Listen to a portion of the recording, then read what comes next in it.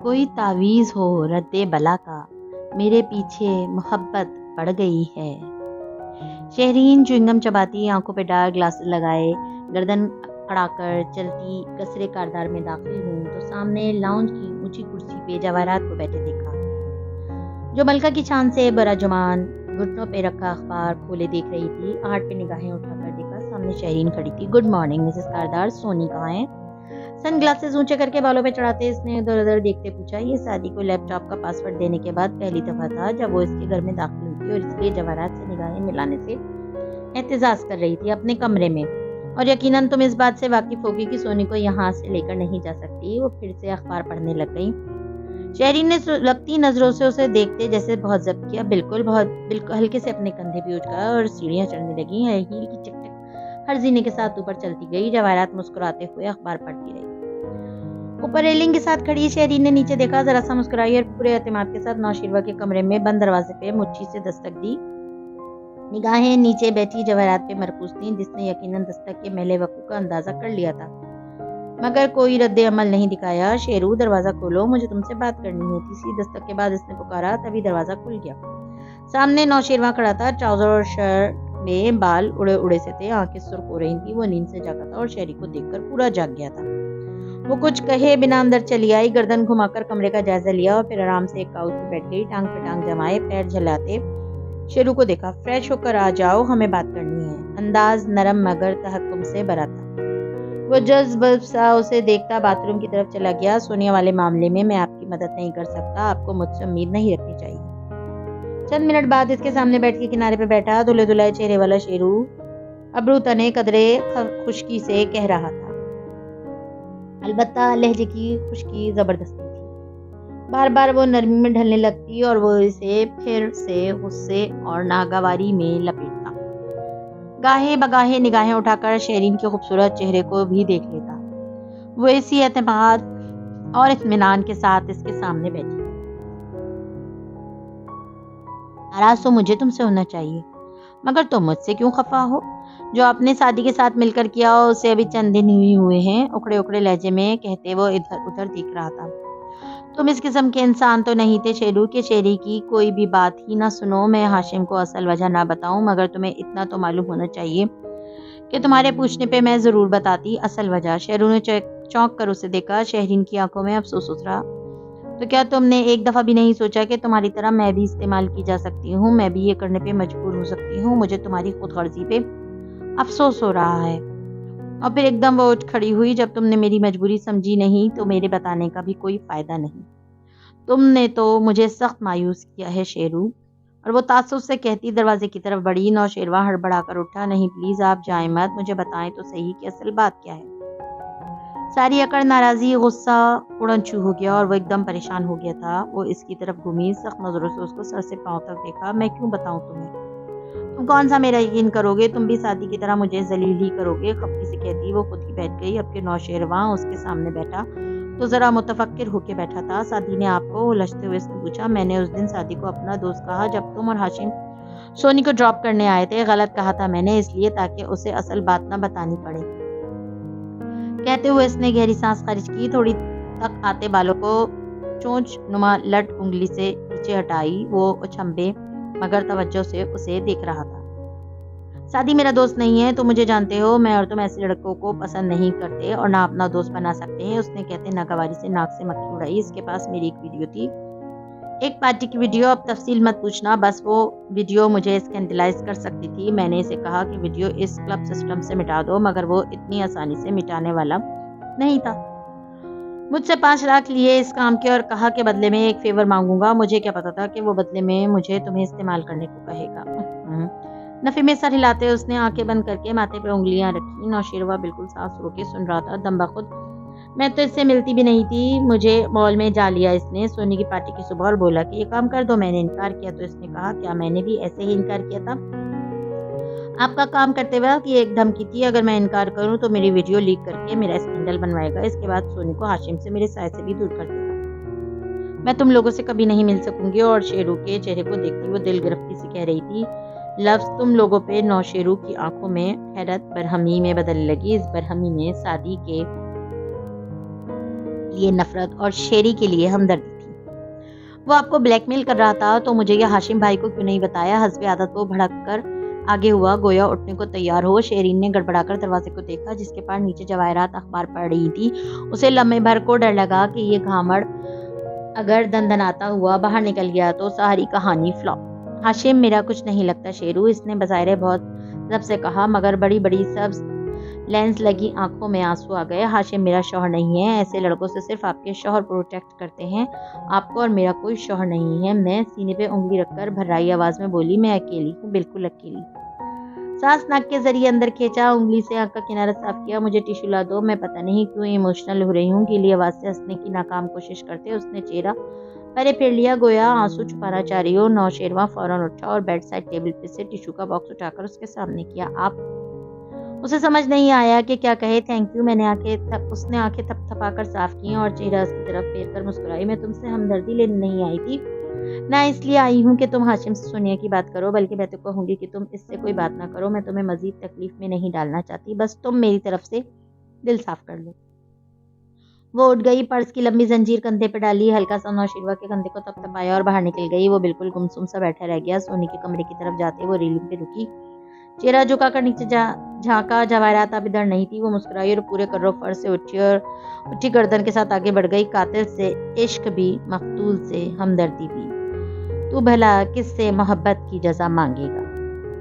ہاشم کاردار کے آفس میں اے سی کی خنکی اور ٹھنڈ پھیلی تھی اور وہ کوٹ میں ملبوس پاور سیٹ پہ براجمان، موبائل کان سے لگائے سامنے رکھی فائل کے صفحے پلٹاتے کہہ رہا تھا، بڑے ہو جاؤ شیرو، وہ جھوٹ بول رہی ہے، بکواس کر رہی ہے۔ اکتا کر اس نے شیرو کی کہانی درمیان سے کاٹی۔ وہ اس کی ٹانگ جتنا لڑکا اسے بلیک میل کرے گا۔ 5 سال گزارے ہیں میں نے اس عورت کے ساتھ، یہی گئی ہوگی اپنے مسئلے اس کے پاس لے کر، مگر بھائی وہ سادی ہے ہی۔ نوشیروان، جس کی شیرین کے لیے نرم آواز سادی کے نام پہ برہمی سے کانپنے لگتی، نے مزید کچھ کہنا چاہا، مگر ہاشم مصروف تھا اور بیزار بھی۔ سادی کو میں سنبھال لوں گا، تم بس شیری سے دور رہو۔ مگر آپ سونیا کو، وہ تمہیں دوسری دفعہ بیوقوف بنا رہی ہے شیرو، پہلی دفعہ اس پہ لعنت، دوسری دفعہ تم پہ۔ لہجے میں بیزاری اور غصہ در آنے لگا۔ اور اب تم اگلے آدھے گھنٹے میں مجھے آفس میں نظر آؤ۔ موبائل بند کر کے میز پہ ڈالا اور خفگی سے منہ میں کچھ بڑبڑاتے قلم دان سے قلم نکال کر کاغذات پہ دستخط کرنے لگا۔ کام ختم کر کے فائل بند کی اور انٹرکام اٹھایا۔ حلیمہ خاور آفس میں ہے؟ جی، وہ شاید نچلے فلور پہ ہیں، اسے میرے پاس بھیجو۔ ریسیور رکھتے رکھتے وہ رکا۔ وہ اس لڑکے سعدی یوسف کا کوئی فون آیا؟ سر، میں نے 2 دن پہلے دوبارہ ان کو کال کی تھی، انہوں نے کہا کہ اگلے ہفتے آئیں گے۔ وہ دن نہیں بتایا، میں ان کو کال کروں؟ وہ خود کرے گا، بہرحال جب کہے، وقت اور دن مت دیکھنا، اسے آنے کا کہہ دینا۔ ریسیور رکھ کر اس نے ٹیک لگائی اور کچھ سوچتے ہوئے اوپر چھت کو دیکھنے لگا۔ خاور اندر داخل ہوا تو وہ سیدھا ہوا، سنجیدہ ٹھنڈے تاثرات سے اسے دیکھا۔ وہ سیاہ کوٹ اور پینٹ میں ملبوس، اونچا لمبا سا تھا، ٹائی نہیں باندھتا تھا، بال اور مونچھیں دونوں سیاہ تھی، رنگت سانولی اور نقش متناسب تھے۔ ہاتھ باندھے سنجیدگی سے چلتا وہ سامنے آیا، وہ ملا جو میں نے تلاش کرنے کو کہا تھا۔ خاور کی آنکھوں میں مایوسی در آئی، نفی میں گردن ہلائی۔ نو سر، ابھی تک تو اس لڑکے کے بارے میں کوئی ڈرٹ نہیں ملا۔ ہاشم قدرے برہمی سے آگے کو ہوا، تو تم اتنے دنوں سے کیا کر رہے ہو؟ وہ کچھ دن بعد میرے سامنے در کھڑا ہوگا، اور اگر میرے پاس کوئی لیوریج ہی نہیں ہوگا تو اس کے خلاف تمہیں اسے کیسے سنبھال سکوں گا؟ سر، میں نے پوری کوشش کی، مگر وہ ہر طرح سے صاف ہے، اپنے خاندان کا وہ فیورٹ ہے، تو دوستوں کا آئیڈیل، کسی کو کوئی کام ہو تو سعدی یوسف ہے نا۔ وہ ناگواری سے کہہ رہا تھا، محلے کا چوکیدار رکھنا ہو یا گلی میں اسپیڈ بریکر بنوانا ہو، ہمسائیوں کے لڑکے فوراً اسی کے پاس جاتے ہیں۔ بہترین ریسٹورنٹ اور جاب پہ ایک ایماندار اور محنتی امپلائی، اس کا کوئی ڈرٹی سیکرٹ نہیں ملا مجھے۔ وہ لڑکا گویا فرشتہ ہے۔ ہاشم ہلکا سا مسکرایا، سر تلخ سی مسکراہٹ، نفی میں سر ہلایا اور میز پہ رکھا پین انگلیوں میں گھماتے بولا، میں تمہیں بتاؤں خاور، کوئی بھی فرشتہ نہیں ہوتا، سب کے راز ہوتے ہیں، تم نے درست جگہ نہیں دیکھا ہوگا۔ خاور ایک دم چونک کر اسے دیکھنے لگا، آنکھیں سکیڑے کچھ سوچا۔ آپ ٹھیک کہہ رہے ہیں، ایک جگہ میں نے واقعی نہیں دیکھا۔ پھر سوچتے سوچتے اس بات میں سر ہلایا، بالکل وہ فرشتہ نہیں ہے، مجھے ایک دن دیں، اس کی انسانیت دکھاتا ہوں آپ کو۔ ہاشم نے مسکرا کر اس بات میں سر ہلایا اور خاور اجرت میں باہر نکل گیا۔ ہاشم نے گہری سانس لے کر خود کو بہتر محسوس کیا، پھر موبائل اٹھایا اور زمر کا نمبر ملا کر کان سے لگایا۔ سیٹ کی پشت سے ٹیک لگائے وہ اب لبوں میں کوئی دھن گنگناتے چھت کو مسکراتے ہوئے دیکھ رہا تھا۔ میں تو اس واسطے چپ ہوں کہ تماشا نہ بنے، تو سمجھتا ہے مجھے تجھ سے گلہ کچھ بھی نہیں۔ مال میں دوپہر کی نسبت سے زیادہ رش تھا. مطمئن، خوش باش، مصروف لوگ اوپر نیچے آگے پیچھے آ جا رہے تھے. ایسے مکانوں کی قطار کے سامنے راہداری میں حنین اور سیم بھی چل رہے تھے. ایک شاپ کے سامنے وہ رکے. ہنا سیم کی جانب گھومی، شرارتی چمکدار آنکھوں سے اسے دیکھا. اے موٹے آلو، ونڈو شاپنگ کے 2 اصول یاد ہیں؟ گھنگریالے بالوں والے دبلے پتلے اور لمبے لڑکے نے جھٹ اسپات میں سر ہلایا. بالکل، تم ہر چیز مجھے دکھا دکھا کر کہو گی سیم یہ لے لو اور میں بچوں کی طرح نہیں کرتا آگے بڑھ جاؤں گا. گڈ. وہ مسکرائی، پھر اس کی کوہنی میں بازو ڈالے شاپ میں داخل ہوئی. قدم بقدم دونوں ریکس کی جانب آئے. حنین نے مختلف کیپس سیم کو دکھانی شروع کی. سیم، بچے دیکھو، یہ آپ پہ کتنی پیاری لگے گی. وہ بگڑے انداز میں نفی میں سر ہلاتے بولا. نہیں ماما، مجھے یہ نہیں چاہیے ماما. اس نے تل ملا کر ادھر ادھر دیکھا. سب سیلز مین انہیں ہی دیکھ رہے تھے. سیم جان، وہ جبرن مسکرا کر پیار سے بولی. بیہیو یور سیلف ورنہ ابھی آپ کے پاپا کو شکایت لگاتی ہوں. مگر ماما، پاپا تو کئی سال سے اوپر ہیں اکاؤنٹنگ میں، حساب کتاب میں. معصومیت سے آنکھیں جھپکا کر بولا. اور اس سے پہلے کہ وہ سارے شغل پہ لعنت بھیج کر اس کا کال مروڑتی، ہینڈ بیگ میں رکھا موبائل بج اٹھا. وہ جلدی سے موبائل نکالتی شاپ سے باہر آئی. سیم بھی پیچھے لپکا. کیا امی اور پپو نے شاپنگ کر لی؟ کیا وہ بلا رہی ہیں؟ ہونا موبائل نکال کر دیکھ رہی تھی اور سیم سوال کر رہا تھا. یہ زمر کا موبائل تھا جو ابھی کچھ دیر پہلے اس نے ہنا کو اس لیے دیا تھا کیونکہ وہ اور ندرت بالائی فلور پہ نکاح کا جوڑا خرید رہی تھی اور سیم حنین ٹک کر نہیں بیٹھ سکتے تھے. ایسے میں ان کو آزاد کرنے سے قبل زمر نے اپنا فون ہنا کو دے دیا تھا کہ جب فارغ ہو تو ندرت کے فون پہ بتا دے. اب بھی سیم یہی پوچھ رہا تھا مگر حنین بالکل چپ سی ہو کر بجتے فون کی اسکرین دیکھ رہی تھی. ہاشم کاردار کالنگ. فون پکڑے ہاتھوں پہ پسینہ آنے لگا. دل زور زور سے دھڑکنے لگا. اٹھانا مت ہونا، پپو کا فون ہے. سیم نے تنبیہ کی مگر جیسے دنیا کا بدترین مرض لاحق ہو جائے. وہ اور کیا کرے. ہونا نے انگوٹھے سے سب دائرے کو سلائیڈ کر کے موبائل کان سے لگایا. ہیلو زمر. وہ ذرا ٹھٹکا تھا. نہیں، میں حنین. دھڑکتے دل اور بے قابو ہوتی خوشی سے وہ جلدی بتانے لگی. اصل میں ہم مال میں ہیں، پپو اور امی دور ہیں، سو ان کا فون میرے پاس ہے. اوکے. کیسی ہو تم حنین؟ وہ نرمی سے پوچھنے لگا. میں بالکل ٹھیک، آپ کیسے ہیں؟ وہ بھی اعتماد سے مسکرا کر بولی. ایسے میں اس سیم کی طرف متوجہ نہیں تھی جو خفگی سے اسے دیکھ رہا تھا. میں ہمیشہ کی طرح بہت اچھا ہوں. اس کے انداز پہ وہ ہلکا سا ہنس دی.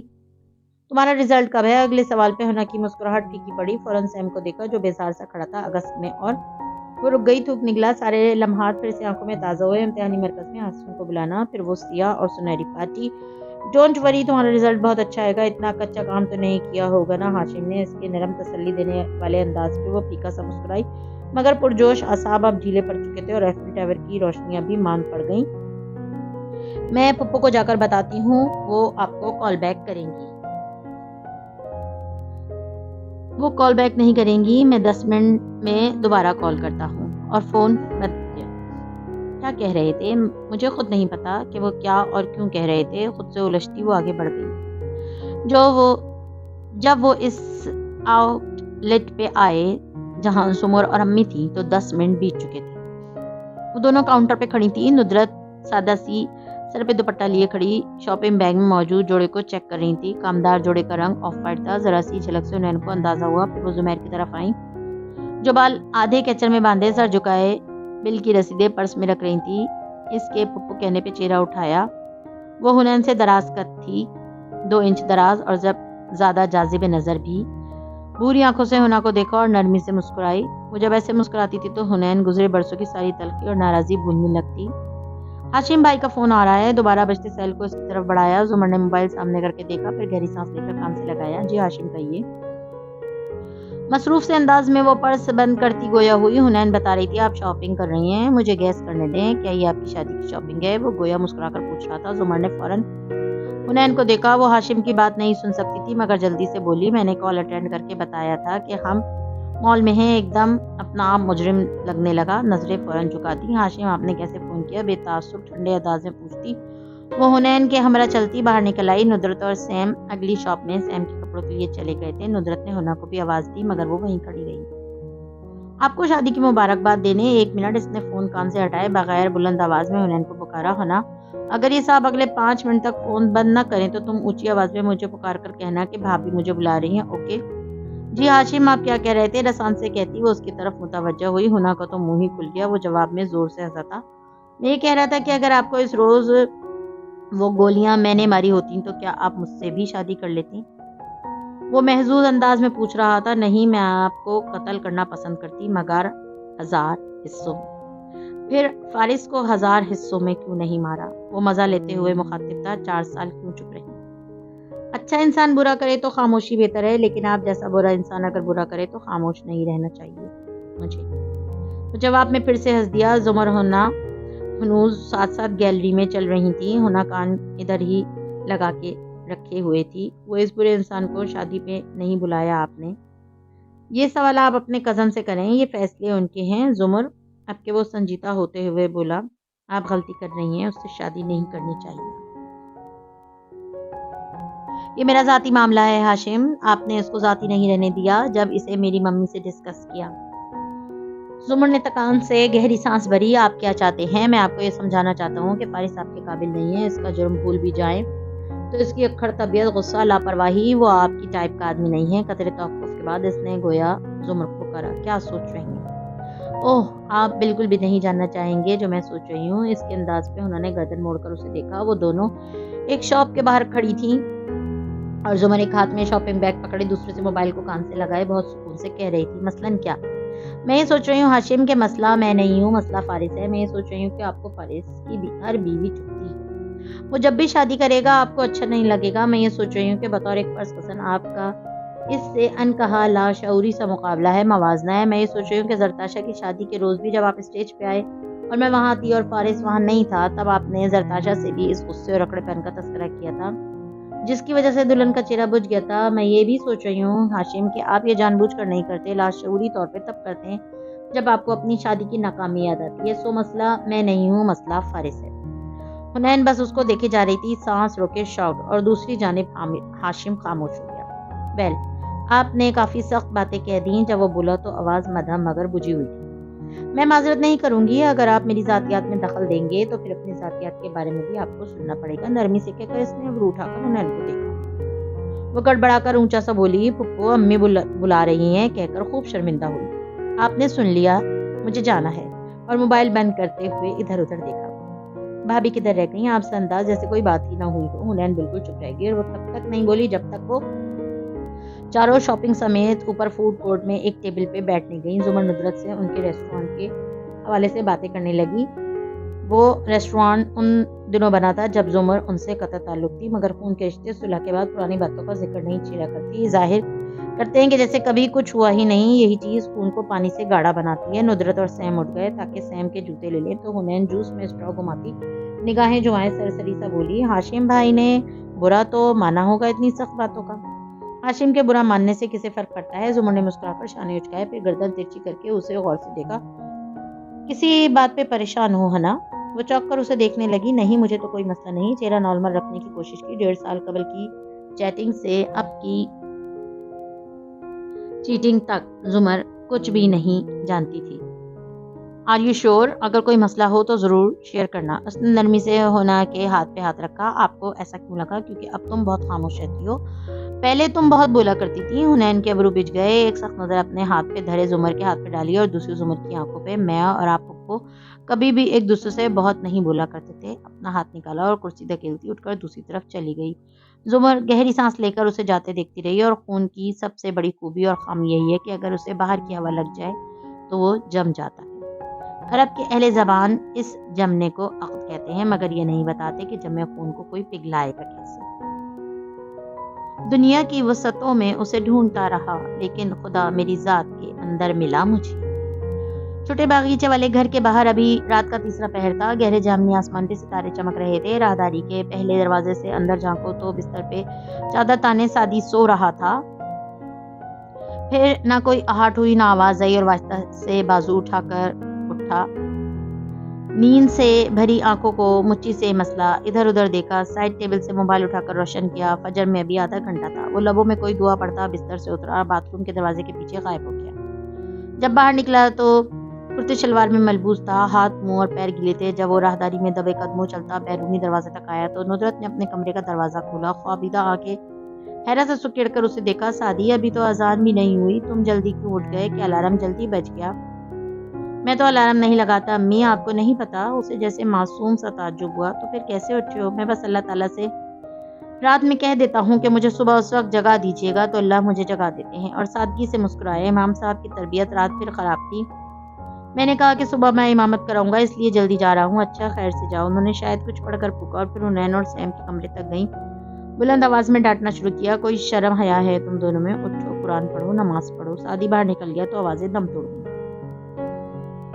کالونی کی سڑک ویران اندھیر پڑی تھی۔ سعدی نے تازہ ہوا کو محسوس کرتے سر اٹھا کر دیکھا۔ زمین والوں کو آسمان پہ تارے جگمگاتے دکھائی دے رہے تھے اور آسمان والوں کو زمین پہ قرآن پڑھنے والوں کے گھر چمکتے دکھائی دے رہے تھے۔ یہ اندھیرے کی وہ گھڑی تھی جس میں وہ سب سے زیادہ نور پھیلا تھا۔ اس نے ہینڈز فری کانوں میں لگایا، قرآن پین نکالا، ایک صفحہ پین کی صورت کا آلہ جس کی نوک قرآن کے جس حرف پہ رکھو وہیں سے تلاوت کی ریکارڈنگ چلنے لگتی تھی، اور صورتوں کا کارڈ نکال کر تمام صورتوں کے ناموں پہ سوچتی نظر ڈالی۔ اس روز کے فجر کے قرآن میں وہ سورہ غافر پہ تھا۔ اب اصولاً اس سے اگلی سورہ پڑھنی تھی، مگر وہ سوچتا رہا، پھر عادتاً اپنی پسندیدہ سورہ نمل پہ قلم کی نوک رکھ دی، سر اٹھا کر ابرو اکٹھے کیے، بے بسی سے آسمان کو دیکھا۔ اوکے اللہ تعالیٰ، آئی ایم سوری، مجھے قرآن ترتیب سے پڑھنا چاہیے، مگر میں کیا کروں؟ مجھے یہ سورہ بہت پسند ہے۔ پھر مسکرا کر کانوں میں ہینڈز فری پکا کرتے قدم قدم سڑک کے کنارے چلنے لگا۔ اللہ تعالیٰ، مجھے آج بھی یاد ہے جب میں ابو کے ساتھ مسجد آتا تھا تو وہ مجھے چوٹیوں کی قطار دکھایا کرتے تھے، تب میں سوچتا تھا انسانوں کو کیڑے مکوڑوں سے کیوں ملایا جاتا ہے، مگر بہت سالوں بعد مجھے معلوم ہوا کہ نمل کیڑے مکوڑوں کی سورہ نہیں ہے، یہ فیملی کی سورہ ہے۔ خاندان کو کیسے جوڑ کر رکھنا ہے، مجھے آپ نے یہ اس سورہ سے سکھایا ہے۔ جامنی اندھیرے میں وہ سر جھکائے مسکرا کر سرگوشی میں بولتا جا رہا تھا۔ اوپر کالونی میں کسی گھر کی چھت پہ کوئی نوعمر لڑکی فون کان سے لگائے آنسو بار بار پوچھتی کسی نائٹ پیکج کے طفیل اپنے بوائے فرینڈ سے سرگوشی میں بات کر رہی تھی۔ سامنے والے ایک اور گھر میں ایک لڑکا بستر میں لیٹا موبائل دونوں ہاتھوں میں پکڑے ٹک ٹک میسج کر رہا تھا، اور چہرے پہ وہی مسکراہٹ تھی جو مرض عشق میں مبتلا لوگوں کے چہروں پہ اس وقت ہوا کرتی تھی۔ یہ رات کا وہ پہر تھا جب صرف محبوب کے لیے جاگا جاتا ہے، اللہ کے نام سے شروع جو بہت مہربان، بار بار رحم کرنے والا ہے۔ سڑک کے کنارے پہ چلتے گھنگریالے بالوں والے لڑکے کے کانوں میں لگے ہینڈ فری میں آواز گونجنے لگی،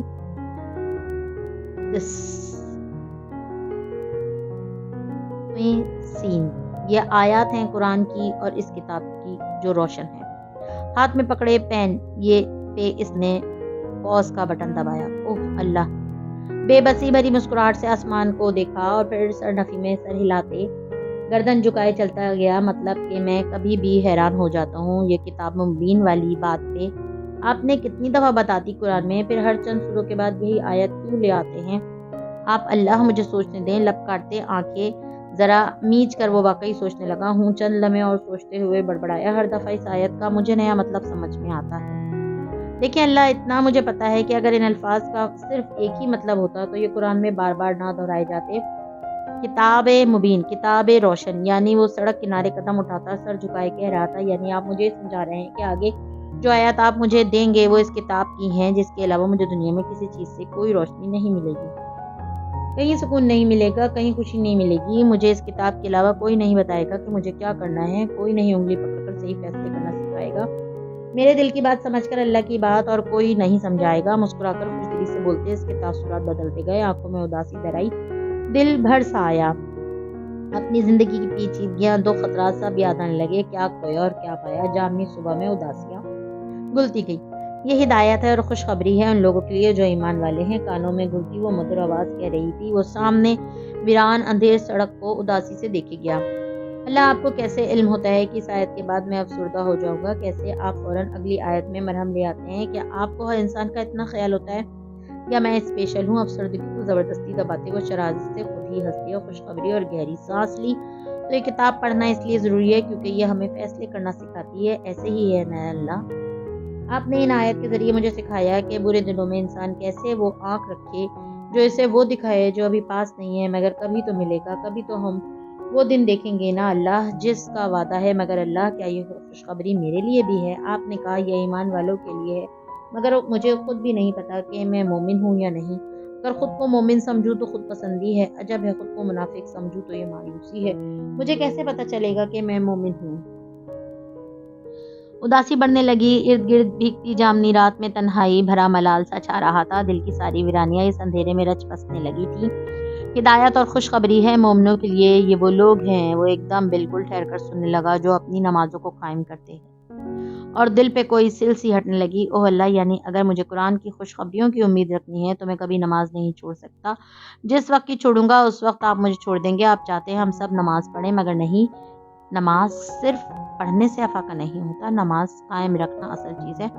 ہر نماز اپنے وقت پر اور تمام ارکان کے ساتھ پڑھنا۔ میں نماز نہیں چھوڑتا، مگر جس دن یہ سوچوں کہ نہیں چھوڑتا اسی دن ہی کوئی نہ کوئی قضا ہو جاتی ہے۔ میرے بہن بھائی نماز نہیں پڑھتے، مجھے صرف یہی بات تکلیف دیتی ہے کہ اگر قیامت کے دن آپ نے مجھ سے پوچھ لیا کہ تم اکیلے مسجد کیوں آتے ہو، تمہارے بہن بھائی کیوں اس وقت سو رہے ہوتے ہیں، تو میں کیا جواب دوں گا؟ وزن بڑھتا جا رہا تھا، دکھ، بے بسی، فکر مندی نے اس دم توڑتی رات کو اپنے گھیرے میں لے لیا۔ کانوں میں تلاوت وہیں سے جاری تھی، اور وہ جو اپنی زکوٰۃ ادا کرتے ہیں اور جو آخرت پہ یقین رکھتے ہیں، تھینک یو اللہ، اس نے سمجھتے ہوئے سر ہلایا اور خود سے بولا، میں تینوں کام کرتا ہوں مگر مجھے پھر بھی اپنے اچھے ہونے کا کوئی یقین نہیں۔ شاید یہی بہتر ہے، جب تک ہمارے گناہوں کا گلٹ ہمارے ساتھ رہے ہم کم از کم توبہ تو کرتے رہتے ہیں، اپنی عادتوں پہ غرور تو نہیں آتا، پھر بھی مجھ سے گناہ ہو جاتے ہیں۔ پتہ نہیں یہ آس پاس کے لوگ میری نمازیں دیکھ کر، میرے منہ سے قرآن کی باتیں سن کر مجھے اتنا نیک کیوں سمجھتے ہیں؟ وہ اداسی سے بتا رہا تھا، اللہ، جب لوگ مجھے نیک کہتے ہیں تو مجھے بہت گلٹ ہوتا ہے۔ لوگوں کو سمجھنا چاہیے ہر نیک سے نیک آدمی بھی دن میں 10 بار یا 10,000 دفعہ خود کو گناہ کرنے سے روکتا ہے اور کئی دفعہ نہیں روک پاتا۔ کتنا مزہ آتا ہے ایمان، ایک ہی دفعہ خرید لو اور پھر ساری عمر کی گارنٹی ہے۔ روز روز اپنے آپ سے جنگ، گلٹ، توبہ کا سائیکل تو نہ ہوتا؟ آپ نے زندگی اتنی پیچیدہ کیوں بنائی؟ نگاہیں اٹھا کر شکوہ کیا۔ دور صبح کی چڑیاں بولنے لگی، ان کی اپنی تسبیح تھی، ہر ایک کی تسبیح مختلف ہوتی ہے۔ ہاں مگر اللہ، مجھے اتنا یقین ہے کہ ایک دن زندگی اپنی ساری تمام ناخواہشات اور تکلیف کے باوجود ختم ہو جائے گی، سب دکھ مٹ جائیں گے، اور وہ دن بڑا دن آئے گا جب ہم آپ کے مقابل کھڑے ہوں گے۔ اور مجھے یہ بھی پتا ہے کہ نماز کے بغیر اور اپنا مال اور ٹیلنٹ لوگوں پہ خرچ کے بغیر میں یہ کہوں گا کہ مجھے آخرت پہ یقین ہے تو جھوٹ ہوگا۔ علم الیقین تو سب کو ہوتا ہے، مگر مجھے یہ کام کرتے رہنا ہوں گے آپ کو یقین دلانے کے لیے، خود کو یقین دلانے کے لیے۔ وہ سر جھکائے گہری سوچ میں ڈوبا بولتا جا رہا تھا۔ کوئی ساتھ سے گزرتے اسے دیکھتا تو وہ سمجھتا وہ ہینڈز فری لگائے فون پہ بات کر رہا ہے، مگر ہر بات لوگوں کو سمجھنے کی ہوتی بھی نہیں ہے۔ تلاوت کی باروب مگر خوبصورت آواز سماعتوں میں ہنوز بکھر رہی تھی۔ البتہ وہ لوگ جو آخرت پہ ایمان نہیں لاتے، ہم نے ان کے اعمال ان کے لیے خوبصورت بنا کر پیش کر دیے ہیں، اور وہ انہی میں بھٹکتے پھرتے ہیں۔ بے شک ان کے لیے برا عذاب ہے اور وہ آخرت میں شدید نقصان میں رہیں گے۔ دم توڑتی رات کا وقت تھا، ماحول کی ہیبت تھی یا تلاوت کا آواز کا سحر تھا؟ اسے لگا کہ اس کی جلد کے رونگٹے کھڑے ہو رہے ہیں۔ کوئی عجیب سا روب تھا جو ہر جگہ چھانے لگا۔ یہ وہ لمحے تھے جب وہ سب کچھ بھول گیا، زمر، فارس، ہاشم، اپنی زندگی کی پیچیدگیاں، کچھ بھی میٹر نہیں کرتا، صرف اپنا اعمال نامہ نظر آتا ہے۔ تو لا ایسے آپ آدمی اور اس کے دل کے درمیان حائل ہو جاتے ہیں۔ بٹن سے پین آف کرتے وہ گویا جھرجھری لے کر کہہ رہا تھا، جب میں نماز نہ پڑھوں یا قرآن نہ پڑھوں یا لوگوں پہ اپنے حصے سے خرچ نہ کروں تو میرا آخرت میں ایمان کمزور ہو جائے گا، اور میں ان لوگوں میں شامل ہو جاؤں گا جو بہت عمل کرنے والے ہوں گے مگر صرف تھکنے والے ہوں گے۔ تعجب سے اس نے پوچھا، جواب اسے خود بھی معلوم تھا، جو چیز مجھے نماز اور قرآن سے دور کرے گی، اللہ کے راستے کے علاوہ جس بے مقصد چیز میں اپنا مال یا اپنا ٹیلنٹ لگاؤں گا، آپ مجھے وہ بے مقصد چیزیں دلچسپ اور خوبصورت بنا کر دکھاتے جائیں گے، اور پھر میں انہی میں بھٹکتا رہوں گا۔ یا صرف ایک نماز کا چھوڑ دینا اتنا مہنگا پڑے گا؟ نماز جاتی جائے گی، بے مقصد چیزیں آتی جائیں گی، ایسا چلا جاتا ہے ایمان۔ صرف ایک نماز کے جانے سے، ایک جھوٹ بولنے سے، ایک دل دکانے سے، ایک کنارے پہ وہ ٹھہر گیا۔ تعجب سا تعجب تھا، حیرت سی حیرت تھی۔ سر اٹھا کر اس نے گہرے پراسرار آسمان کو دیکھا، دل بھر سا آیا، ہینڈز فری اتار دیے۔ اللہ تعالیٰ، آئی ایم سوری ہر اس چیز کے لیے جسے میں نے نماز سے اوپر رکھا، میں بار بار معافی مانگوں گا، آپ بس معاف کرنا، مت چھوڑیے گا۔ اس طرح خود سے بڑبڑاتا وہ قدم بڑھاتا رہا، یہاں تک کہ مسجد کے دروازے تک پہنچا۔ گل خان خلاف معمول دروازے پہ ہی مل گیا۔ سعدی اپنے فجر کی قرآن میں الجھا تھا، اسے نہیں دیکھا، لبوں میں مدھم سا ابھی تک کچھ بول رہا تھا۔ جوتے اتارے تو ساتھ کھڑے گل خان نے حیرت سے اس کا بازو ہلایا۔ کس سے بول رہے ہو سعدی بھائی؟ وہ جو اپنی دعا ختم کر کے درود پڑھ رہا تھا جھک کر جوتے اتارے، پھر اس چھوٹے پٹھان لڑکے کی جانب متوجہ ہوا۔ میں اللہ تعالیٰ سے بات کر رہا تھا اور ننگے پاؤں اندر صحن میں قدم رکھا۔ دم توڑتی رات کی اس گھڑی صحن کی اینٹیں ٹھنڈی تھیں۔ توبہ توبہ! گل خان 2 انگلیوں سے باری باری دونوں کان چھوتا پیچھے آیا۔ اللہ سے ایسے بات نہیں کیا جاتا، اور ادھر مصلی پہ بیٹھ کر ادب سے بات کرتا ہے۔ وہ ادب سے ہی بات کرتا ہوں جیسے اپنے بڑوں سے کرتا ہوں، وہ نرمی سے کہتا۔ اندر چلا آیا۔ گل خان کو خوب غصہ آیا۔ سعدی بھائی، ابھی مولوی صاحب دیکھ لیتا تم کو ایسے بات کرتے تو تمہارے پہ فتویٰ لگ جاتا۔ اچھا تم بتاؤ مجھے کہ دعا کیسے مانگتے ہیں؟ وہ پرسکون سا مسکراتا ہوا جماعت والے مرکزی کمرے میں آگے بڑھ رہا تھا۔ ادب سے، تمیز سے، اور ادھر مصلی پہ بیٹھ کر دعا مانگا جاتا ہے، سر جھکا کر، رو رو کر، ہاں، ہاتھ ہلا ہلا کر، خفگی سے اشارہ کر رہا تھا۔ سعدی نے مسکرا کر اس چھوٹے پٹھان لڑکے کو دیکھا جو سفید پشاوری ٹوپی پہنے پائچے اوپر چڑھائے کھڑا تھا۔ اللہ ہماری وہی دعا قبول کرتے ہیں گل خان جو ہم نے دل سے مانگی ہوتی ہے، اور دل سے نکلی باتیں نیچرل ہونی چاہیے، مصنوعی لفاظی اور ٹی وی بیٹھے علماء والی مشکل گاڑی اردو نہیں یار۔ اس نے بیچارگی سے نفی میں سر ہلایا۔ میں عام زندگی میں جو سادہ زبان بولتا ہوں مجھے اسے نیچرل انداز میں اللہ سے بات کرنی چاہیے۔ تو تم چلتے پھرتے کون سا بات کر رہا تھا؟ ہاں، اس کے اندر کے مفتی کو ہضم نہیں ہوا، گھور کر مشکوک انداز میں پوچھا۔ میں فجر کے وقت قرآن سن رہا تھا، ہر آیت کے بارے میں اپنے خیالات اللہ کو بتا رہا تھا، اس کے بعد میں ان کو وہ بتا رہا تھا جو میں نے کل کیا اور جو آج کروں گا۔ جالی دار ٹوپی سر پہ لیے اس نے رسان سے جواب دیا۔ برآمدے میں لوگ اکٹھے ہو رہے تھے، کوئی سے سلام کرنے پہ رکا تو وہ ادھر متوجہ ہوا، فارغ ہو کر واپس گھوما تو گل خان سوچتی نظروں سے اسے دیکھ رہا تھا۔ میں نے پہلے بھی تمہیں دیکھا ہے بھائی، تم ایسے خود سے بول رہا ہوتا ہے، تم کو ایسے اللہ تعالیٰ سے بات کرنا ہے، کس نے سکھایا؟ وہ ہلکا سا مسکرایا، مگر وہ اداس مسکراہٹ تھی میری پھپھو نے، وہ بھی ایک زمانے میں ایسے ہی دعا مانگا کرتی تھی۔ مسکراہٹ آہستہ آہستہ لبوں سے غائب ہوئی۔ اب نہیں مانگتی، لوگ بدل جاتے ہیں، دل سخت ہو جاتے ہیں، پھر جھٹکا اپنا سر ہلکے سے، بہت سے خیال بھی جھٹکے۔ تم بتاؤ آج تمہارے تایا نے کس جگہ تھپڑ مار کر تمہیں نماز کے لیے اٹھایا ہے؟ اب کہ اس نے آنکھیں سکیڑ کر گل خان کو چہرے کو دیکھا اور پھر جانچا۔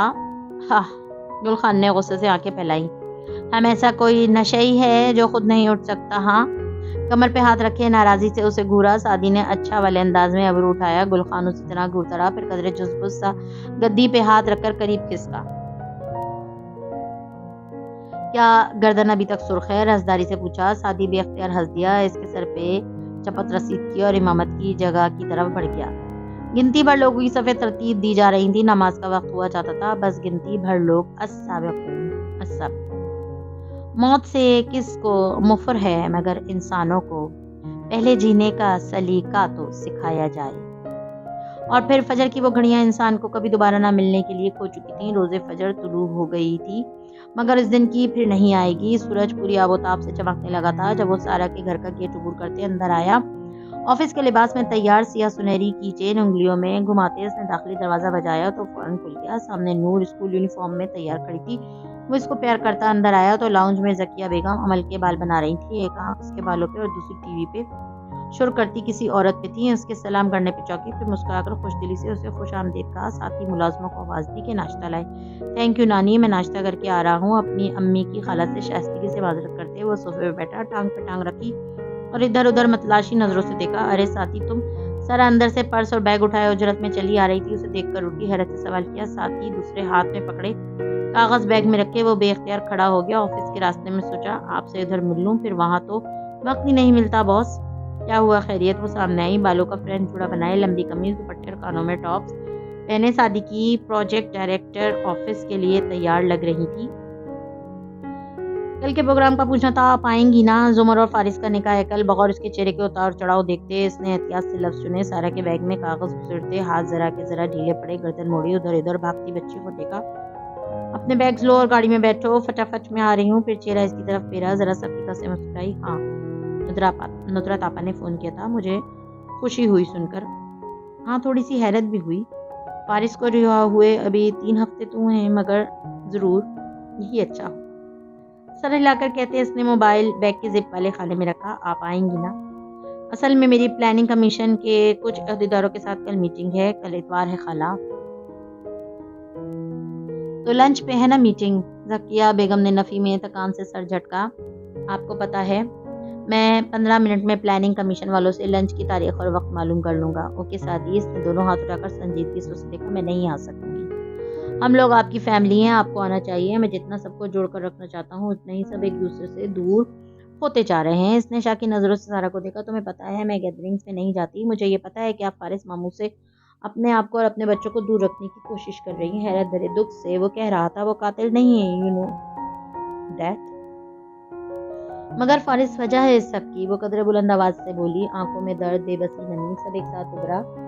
اس کو پھنسانے کے لیے اس کے بھائی اور بیوی کو مارا گیا۔ فارس کا مطلب ہے مصیبت، اور میں اپنے بچوں کو ہر قسم کی مصیبت سے دور رکھنا چاہتی ہوں، کیونکہ جب کوئی ایک دفعہ مر جاتا ہے تو واپس نہیں آتا، بھلے تم اس کے لیے کتنے انتقام لیتے پھرو۔ سادی چند لمحے کے لیے خاموش رہ گیا، مگر پھر مضبوطی سے اس کی آنکھوں میں دیکھ کر بولا، یو نو واٹ، سب سے زیادہ مصیبت میں کون لوگ پڑتے ہیں؟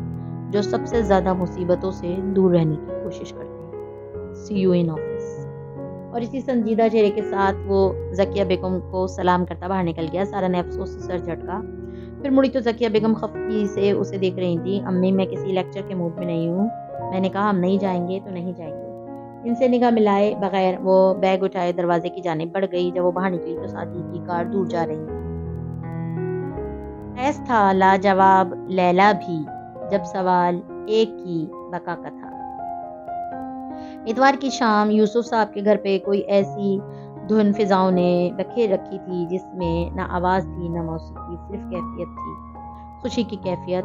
لاؤنج میں رونق سی لگی تھی، وہ کہ مہمان کوئی نہیں تھا، سب اپنے ہی لوگ تھے۔ ادھر سامنے صوفے پہ ندرت اور فارس کے کزن جمال بھائی تھے، ان کی بیگم تھی، سارا کی والدہ ذکیہ خالہ تھی، ان کے ہمراہ شیفون کا جوڑا پہنے عرصے بعد تیار سی ہوئی ندرت بیٹھی تھی۔ وہ مسکراتے ہوئے ان لوگوں سے محو گفتگو تھی، گاہے بگاہے نگاہیں اٹھا کر مقابل صوفوں کی صنف بھی دیکھ لیتی جہاں فارس بیٹھا تھا۔ اس نے آف وائٹ کرتا پہن رکھا تھا، 3 ہفتے قبل جیل سے رہا ہوتے وقت کے بے حد چھوٹے بال اب قدرے بڑھ کر اچھے لگ رہے تھے، البتہ خاموش تھا، سنجیدہ اور خاموش۔ بس گردن بڑے ابا کی طرف موڑے دھیان سے ان کی کوئی بات سن رہا تھا۔ بڑے ابا خوش تھے، دھیما مسکرا بھی رہے تھے۔ انہوں نے بھی آف وائٹ نئی شلوار قمیض پہن رکھی تھی، تازہ دم اور صحت مند دکھائی دے رہے تھے۔ کبھی فارس سے کوئی بات کہتے تو کبھی قریب بیٹھے نکاح خواہ قاری صاحب سے۔ ایسے میں سیم ہتھیلیوں پہ چہرہ گرائے سب سے زیادہ اداس بیٹھا تھا۔ اگر ندرت اس کو غلطی سے دیکھ لیتی تو بنا آواز کے ہونٹ ہلا کر پوچھنے لگ جاتا، کھانا کب لگے گا؟ اور 2-3 دفعہ تو ندرت کا ہاتھ جوتے تک جاتے جاتے رہ گیا۔ راہداری سے آگے بڑھتے جاؤ تو زمر کے کمرے کا دروازہ آ جاتا، وہ بند تھا۔ اس کے پار اندر بھی گویا مصروف سا انداز لگ رہا تھا۔ حنین اپنے گلابی لمبے گاؤن میں ملبوس، کھلے بالوں میں ہیئر بینڈ لگائے، سر جھکائے ڈریسنگ ٹیبل پہ کھلا میک اپ کا سامان ٹھیک کر رہی تھی۔ ساتھ ہی امی کی کزن فرزانہ کھڑی کچھ کہہ رہی تھی۔ فرزانہ کے شوہر امجد بھائی جو زمر کے بھی کزن ہوتے تھے، سعدی کے ہمراہ سامنے کاؤچ پہ بیٹھے تھے۔ سعدی جو بھورے کرتے میں ملبوس تھا، قلم کھولتے ہوئے نکاح کے کاغذات لیے کاؤچ سے اٹھا اور جھک کر انہیں زمر کے گھٹنوں پہ رکھا، جو ڈریسنگ ٹیبل کے اسٹول پہ بیٹھی ان کی طرف رخ کیے ہوئے تھی۔ اس نے ہلکے کام کی سفید لمبی میکسی پہن رکھی تھی، نیچے سلک کا پاجامہ ٹخنوں کو ڈھکے نظر آتا تھا۔ کامدار دوپٹے کے کنارے کی سبز پائپن اور کہیں کہیں سبز اسٹونز کے سوا پورا لباس سفید تھا۔ بال سیدھے کر کے اونچا جوڑا بنا تھا جس پہ دوپٹہ ٹکا تھا، میک اپ ہلکا تھا، کانوں میں اور گردن میں ننھے ہیرے تھے۔ وہ خوبصورت لگ رہی تھی اور پرسکون بھی، کافی سکون سے چہرہ جھکائے نکاح کے کاغذات کے صفحے پلٹائے، پھر کاجل سے گہری کی ہوئی بری آنکھیں اٹھا کر سعدی کو دیکھا اور سوالیہ ابرو اٹھائی، یہ کیا ہے؟ امجد بھائی کی موجودگی کے باعث مسکرا کر پوچھا، وہ بھی شرارت سے مسکراہٹ دبائے اتنی معصومیت سے بولا، اسے نکاح نامہ کہتے ہیں۔ جی، مگر سعدی یہ سیکشن کاٹنے سے میں نے غالباً منع کیا تھا، مسکرا کر آنکھوں ہی آنکھوں میں گھورتے ہوئے پوچھا۔ اس کا اشارہ حق طلاق کی جانب تھا۔ یہ آپ کے والد کی خواہش تھی جو مجھ جیسے تابعدار پوتے نے پوری کی، آپ کو کوئی اعتراض؟ زمر نے گہری سانس لے کر مسکراتے ہوئے اسے دیکھا۔ میرے والد سے کہیے جس طرح میں نے کہا تھا ویسے ہی نکاح نامہ تیار کر کے مجھے بھجوائیں، میں دستخط کر دوں گی۔ کاغذات اس کی طرف بڑھائے، سعدی نے مسکرا کر کاغذ کے بجائے اس کا ہاتھ تھاما، اسے آہستہ سے اسٹول سے اٹھایا اور دروازے تک لے آیا۔ دروازہ کھولا اور سامنے لاؤنج کا منظر دکھایا۔ یہاں سے بڑا ابا اور فارس نظر آ رہے تھے کیونکہ وہ مرکزی جگہ پر بیٹھے تھے۔ آپ یہ بات اپنے والد کو خود جا کر کیوں نہیں کہہ دیتی؟ کتنے خوش ہوں گے وہ سن کر، ہے نا؟ اسی معصومیت سے سعدی نے زمر کو دیکھا۔ زمر نے اس طرف چہرہ کیا۔ ابا مسکراتے ہوئے فارس سے کچھ کہہ رہے تھے، خوش پرامید، پہلے سے جوان۔ اب کچھ نہیں ہو سکتا تھا، وہ تماشا نہیں کر سکتی تھی۔ زمر نے گھور کر سعدی کو دیکھا۔ تمہیں پتہ ہے کس کی مرضی کے برخلاف ڈاکومنٹ پہ دستخط کروانا کتنا بڑا جرم ہوتا ہے؟ جی، تو آپ مجھے اس جرم میں گرفتار کیوں نہیں کروا دیتی؟ وہ پھر سے مسکرایا۔ زمر لب بیچے وہیں کھڑی اسے گھورتی رہی۔ تبھی بڑے ابا کی بات سنتے فارس نے انہیں دیکھنے کے لیے سر اٹھایا تو نگاہ پھسلی۔ راہداری کے سرے پہ کمرے کے کھلے دروازے پہ وہ سعدی کے ساتھ کھڑی تھی، نیم رخ نظر آتا تھا، دوپٹہ سر پہ ٹکا تھا اور نیچے پاؤں تک گرتا میکسی کا فلیئر۔ وہ سعدی کو دیکھ رہی تھی۔ فارس نے ایک نظر ادھر دیکھا، پھر فوراً چہرہ موڑ کر ابا کو دیکھنے لگا۔ میں ابا سے حساب بعد میں لے لوں گی، اور یہ مت سمجھنا کہ ایک سیکشن کاٹنے یا نہ کاٹنے سے میرے حقوق پہ کوئی فرق پڑے گا۔ दरवाजे में खड़े उंगली उठाकर दबी आवाज़ में उसे तंबी की। वकीलों को 1001 तरीके आते हैं अपनी मर्जी के मुताबिक कानून को ढालने के। खफगी से उसे देखकर मुड़ी और रस्मी मुस्कुराहट के साथ वापस स्टूल पे आ बैठी। कमरे के बाकी लोग अपनी आवाज़ों के बाइस इनकी गुफ्तगू से यकसर अनजान थे। वो बैठी तो सादी से निकाहनामा इसके घुटनों पे रखा। इसके करीब झुककर उसने दुआइया कलमात पढ़े। कलम इसके हाथ में दिया। क्या आप जुमर यूसुफ वल यूसुफ खान फारिस गाजी वल जहीर गाजी को 10 लाख रुपए हक के महर सिक्का राजुल वक्त अपने निकाह में। वो लड़का संजीदगी से अख्ते निकाह की सुतूर पढ़ रहा था। जुमर का सर झुका था और कलम उंगलियों के दरमियान था। मैं तुम्हें सिर्फ एक गोली मारूंगा, सिर्फ एक गोली। I am sorry जुमर। कबूल है, इसने सर हिलाकर हल्का सा कहा। मैं बेगुनाह था मैडम जुमर, मैं बेगुनाह था। कबूल है। मैं माफ़ी नहीं मांगूंगा। कबूल है, आखिरी दफ़ा कहते उसकी झिपकी नखों में गुलाबी सी नमी उभरी। इसने वो सब अंदर उतार ली। धड़ाधड़ मकतूबा जगहों पे दस्तखत किए। कलम और कागजात सादी की तरफ बढ़ाए। वो कोई दुआ पढ़ते उठा। जुमर के सर पे हाथ रखा, झुककर इसके बाल चूमे और कागजात के लिए अमजद भाई के हमरा बाहर निकल गया। जुमर ने चेहरा उठाकर देखा तो हुनैन उसी तरफ खड़ी थी और फरजाना बाजी अपनी बेटी के हमरा इसी तरह बोले जा रही थी, मगर वो जानती थी कि अब कुछ भी पहले जैसा नहीं रहेगा। मुबारक और पप्पू, हुनैन ने आस्तिकी से निगाह मिलाए बगैर कहा तो जुमर ने मुस्कुराकर सर को कम दिया। रुख वापस ड्रेसिंग मिरर की जानिब मोड़ा। अपना अक्स देखा। कामदार लिबास में वो अच्छी लग रही थी। अदखले दरवाजे से बाहर की आवाज़ें सुनाई दे रही थी। हिजाब कबूल के अल्फाज। जिसने आईने में अपने अक्स को देखते जबरन मुस्कुराते वो आवाज़ें सुनी। फरजाना बाजी और इनकी बेटी बाहर निकल गई। हुनैन नहीं रह गई। बाहर दुआ हो रही थी। जुमर ने झुककर ड्रेसेस का दरवाजा खोला। जुमर ने झुककर ड्रेसर का दरवाजा खोला। 2 डब्बियां निकाली। एक सियाह मखमली डब्बी और दूसरी सुर्ख। पहली डब्बी खोली तो अंदर से खाली थी सिवाय नन्हे से काट के जिसपे फारिस के लिखे अल्फाज की स्याही अभी तक वैसी ही थी। हुना ने जरा चौंक कर उसे देखा जो साथ ही दूसरी नई डब्बी भी खुल रही थी। इसके अंदर वाइट गोल्ड की नन्ही सी नथ रखी थी। देखो हना, अब्बा ने मुझे शादी का क्या तोहफा दिया। जुमर 2 उंगलियों से नाक की लौंग उतारते हुए बोली, ये वापस रखनी थी और नई पहननी थी। हुनैन एकदम बेचैनी से सीधी हुई। आप ये मत उतारें। उसे समझ नहीं आया वो क्या कहे। लौंग खोलते उसके हाथ रुके। सवालिया निगाहों से हुना का चेहरा देखा। क्यों? ये अच्छी लग रही है, बस आप ये नथ मत पहने। क्यों ना पहने? आवाज पे दोनों ने मुड़कर देखा। नुदरत आपा बड़े अब्बा की व्हीलचेयर ला रही थी। वो मुस्कुराते हुए जुमर के करीब आए। उसके सर पे हाथ रखा। मध्यम आवाज में कोई दुआ दी। हुनैन उस दौरान बेचैनी से उंगलियां मरोड़ती रही। हाँ तो क्यों ना पहने मेरी बेटी मेरा तोहफा। उन्होंने मसनूई खफगी से हुना को देखा। क्योंकि ये नथ मुझे पसंद आ गई है। फुप्पो के पास तो इससे ज्यादा कीमती पहले वाली ही है। ये मैं रखूं अब्बा। लपककर नथ की डब्बी उठाई और मासूमियत से पल के चपका कर पूछा। बड़े अब्बा मुस्कुरा दिए। मैंने अपनी बेटी के लिए खरीदी थी। अब कौन सी बेटी इसे रखे ये तुम दोनों खुद तय कर लो। कहते साथ उन्होंने जुमर के चेहरे को भी देखा। वो भी नरमी से मुस्कुरा दी। श्योर होना, ये तुम्हारी हुई। वो ढीली करदा लौंग दोबारा कसने लगी। नुदरत का हाथ जूते तक जाते जाते रह गया। तमीज है तुम में? अब्बा ने जुमर को शादी का गिफ्ट दिया है। किसी का गिफ्ट लेना कहाँ से सीखा है तुमने? गुस्से से लाल पीली होती नुदरत का बस नहीं चल रहा था। वो थप्पड़ लगा दे उसे। तो बाकी सब भी तो अब्बा ने दिया है पप्पू को। अब मुझे अच्छी लग गई तो क्या हुआ? वो नुनुरुठेपन से कहती तभी मुट्ठी में जकड़े खड़ी रही। तुम तो घर पहुंचो, तुम्हें सीधा करती हूँ मैं। नुसरत ने इशारतन मुद्दा समझा दिया। वो जीटू की तरह दूसरी जानिब देखने लगी। जुमर बड़े अब्बा से बात कर रही थी। फिर वो मुस्कुराकर दोबारा उसे कोई दुआ देते नुसरत के हमरा बाहर की तरफ हो लिए तो जुमर उसकी तरफ घूमी। तो तुम नाक सिलवा रही हो, अच्छा लगेगा तुम पे। मुस्कुराकर कहते वो खड़ी हुई। अभी बस चंद मिनट में उसे बाहर जाकर मेहमानों के सामने बैठना था। फारिस के साथ बैठना था। वो आईने में अपना सरापा देखती कंधे से दुपट्टे की पिन दुरुस्त करने लगी। हुनैन डब्बी खोलकर नृत्य को यूं ही छिड़ने लगी और ये तभी था जब उन दोनों ने वो आवाज सुनी। खुली खिड़की के बाहर घर की 4 दीवारी थी और दरमियान की 4 फीट की गली में सादी मोबाइल पे उजरत में बात करता चला आ रहा था। इसकी आवाज साफ सुनाई दे रही थी। मिस हलीमा, मैं सोमवार को यानी कल सुबह 10 बजे आना चाहता हूँ, आ जाऊँ। मोबाइल कान से लगाए चेहरा झुकाए कह रहा था। हुनैन और जुमर बेख्तियार उसे देखने लगी। निकाह के फौरन बाद इतने मसरूफ वक्त में भी वो किसी को यूं बाहर निकल कर कॉल कर रहा था। जुमर आंखें सुकेड़कर उसे देखती खिड़की के करीब आई। ओके, फिर मैं 10 बजे पहुंच जाऊंगा। आप कहते कहते निगाह उठाई तो खिड़की की जाली के अंदर दुल्हन बनी जुमर खड़ी थी। वो आप हाशिम को के बजाय आप ऊपर बता दीजिएगा कहकर जल्दी से कॉल बंद करके जुमर को देखकर मुस्कुराया। हूँ तो यह हलीमा कौन है? उसने शरारती मुस्कुराहट दबाए पूछा। सादी ने उफ के अंदाज में भवें बीच कर उसे देखा। ऐसा कुछ नहीं है, एक मीटिंग का टाइम ले रहा था। और किससे मीटिंग? हलीमा के वालिदैन से। अल्लाह जुमर, आप भी ना। इसने शर्मिंदा से होते हुए सर झलाया। मुझे वाकई इसके बॉस से मिलना है। अच्छा तो कौन है हलीमा का बॉस? وہ اسی طرح مطمئن پرسکون سی پوچھ رہی تھی۔ سعدی نے سوچتے ہوئے تھوڑی کھجائی، کیا جواب دے؟ 7 سالوں کی ساری یادیں امٹ کر آنکھوں کے سامنے آئیں، اور پھر وہ نسکام کا ایک سائنسدان ہے، کام کے سلسلے میں ملنا تھا اس سے، آپ بھی نا؟ اور بہت خفگی سے سعدی ذوالفقار یوسف خان نے جھوٹ بول دیا، وہ واپس مڑ گیا۔ یہ جانے بغیر کہ آج اس نے زندگی کی دوسری بڑی غلطی کر دی ہے، پہلی اسے کل این اس وقت کرنی تھی۔ زمر مسکراہٹ دبائے اسے جاتی دیکھتی رہی، اور ہنر نے گہری سانس لے کر کندھا اچکا دیا۔ وہ دونوں اور لاؤنج میں بیٹھے مسکراتے بڑے ابا اور سنجیدہ سا بیٹھا فارس، اور کھانا کھلنے کا انتظار کرتا سین، اور خوشی سے بار بار نم ہوتی آنکھوں کو پوچھتی ندرت، اور کچن میں بھاگ بھاگ کر کام کرتا صداقت۔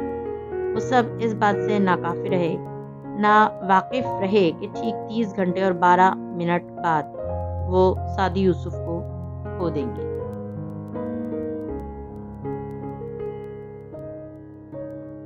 مزید ویڈیوز دیکھنے کے لیے ہمارے چینل کو سبسکرائب کیجیے۔